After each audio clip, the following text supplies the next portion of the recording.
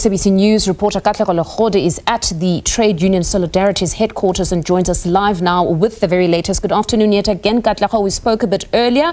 You indicated that the meeting between Solidarity as well as FlySafair would be a closed session with the CCMA. What is the status now? Have they come at least to brief the media on some of the outcomes? A very good afternoon to you, Mfundo, and to our viewers. Once again, you find us here at Solidarity's headquarters in Centurion. The meeting is still ongoing behind closed doors. We are told that FlySafair has sent through 2 delegates that would come through as negotiators for the airline in trying to bridge this impasse with Trade Union Solidarity, and the CCMA commissioner as well is here.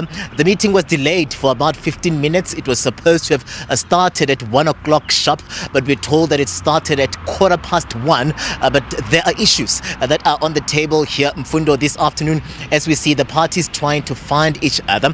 Today, of course, marks day 3 of the strike action, and we know very well that there are going to be implications in terms of the economy and the bottom line of the airline and also the workers. This is a no work, no pay strike action that is underway as we see the employer continuing to lock them out.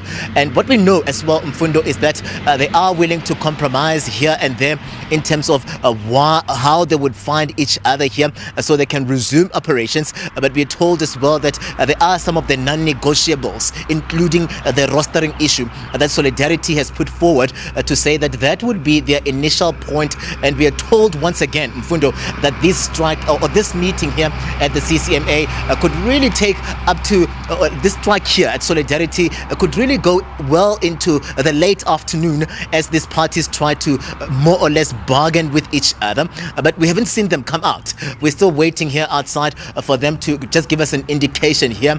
But Solidarity made it clear that they will come through to give us a sense and the nation a sense of where they are right now with the employer as they try by all means to more or less find each other with the employer. Again, what we saw was the airline FlySafair sending out a statement giving us a sense of where they are operationally, and in Mfundo they're saying that they are operating on a stable but more or less of a disrupted schedule when you look at the fact that they had to now more or less imply or implement the firm agreement with South African Airways SAA to take over some of the flights here and the passengers from, for instance, route KZN route, whereby you find some of the challenges already playing themselves out. But we saw the employer as well saying to us, Mfundo, that they're looking at approaching this particular process in good faith so that they find each other, saying that theirs would not want to see a prolonged strike action as no one then becomes a winner